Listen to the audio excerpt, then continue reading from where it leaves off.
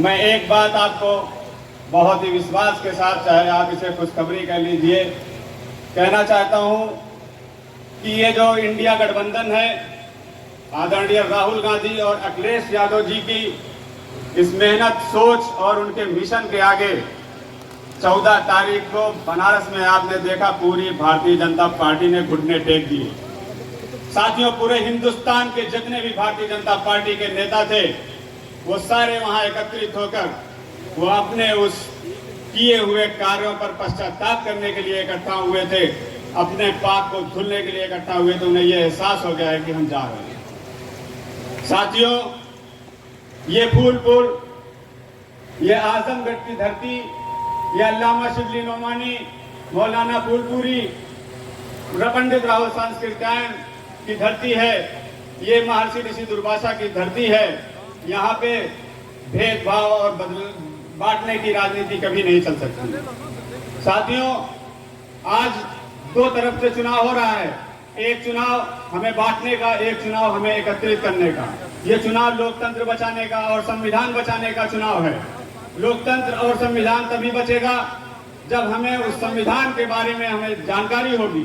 साथियों, बाबा साहब ने अंत में एक चीज का कहना चाहता हूं, बिलार मऊ से लेके बलईपुर तक, नंदेसर से लेके नंदाव तक की जनता यहाँ बैठी है। 300-350 बूथ के जिम्मेदार लोग यहाँ बैठे हैं। सम्मानित मंच को विश्वास दिलाना चाहता हूँ, बीजेपी के लोग अदर बैकवर्ड करके हम छोटे भाइयों को हमारे बड़े भाई से अलग करने का काम किए हैं। पीड़ा है इस बात की मन में। आज यहाँ बैठे हुए लोग, हमने देखा जन अधिकार पार्टी के लोग, मौर्य समाज के लोग, बिंद समाज के लोग, राजभर समाज के लोग, नाऊ समाज के लोग, प्रजापति समाज के लोग, विश्वकर्मा समाज के लोग, सभी लोग चल करके इस कार्यक्रम में आकर के अपनी उपस्थिति दर्ज किया है।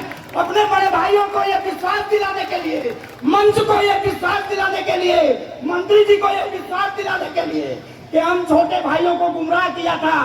आप हमारे बड़े भाई हैं, हम छोटे भाई आपके कदम से कदम मिलाकर आपका पसीना कहाँ गिरेगा वहाँ अदर बैकवर्ड अपना खून बहाने का काम करेगा, इसमें पीछे नहीं हटेगा। और इंडिया गठबंधन की जो बात है, अभी तो इंडिया गठबंधन का मैनिफेस्टो जो है, आदरणीय अखिलेश यादव जी का मैनिफेस्टो जो है, आदरणीय राहुल गांधी जी का मैनिफेस्टो जो है, इसको जन जन तक पहुंचा दीजिए। हमको सिर्फ इतना काम करना है। बहुत कम समय लेते हुए बताना चाहता हूं, हमारा मैनिफेस्टो आप यहां से जाएंगे, लेके जाइए अपने गांव में, जन जन तक पहुंचा दीजिए आपका मैनिफेस्टो। आपको चुनाव जिताकर आदरणीय दारोगा प्रसाद सरोज जी को दिल्ली भेजने का काम करेगा 25 मई को, उसमें संदेह नहीं है। एक बात कह के मैं अपनी वाणी को विराम दूंगा। बहुत बढ़िया सौभाग्य है कि आदरणीय दारोगा प्रसाद सरोज जैसा योग्य प्रत्याशी हमको मिला है, जिसके पास सांसद होने का अनुभव है, जो अपनी बात लोकसभा में रखने का दम रखता है। ऐसा प्रत्याशी हमको मिला है। एक बात और कहना चाहूंगा, इंडिया गठबंधन की सरकार बनने जा रही है। आप एक एमपी जिताकर भेजेंगे, लेकिन इंडिया गठबंधन की सरकार से लालगंज को एक मंत्री मिलेगा दारोगा प्रसाद सरोज के रूप में। जो अधिकार है लालगंज का, सरकार उसको देने का काम करेगी मित्रों। इसलिए कहना चाहता हूँ, आप लोग जग जाइए। बहुत हो चुका, इन गूंगे बहरे लोगों के लिए कह रहा हूँ, बहुत हो चुका। कुछ अत्याचार नहीं होगा, तेरी काली करतूतों का नूतन विस्तार नहीं होगा।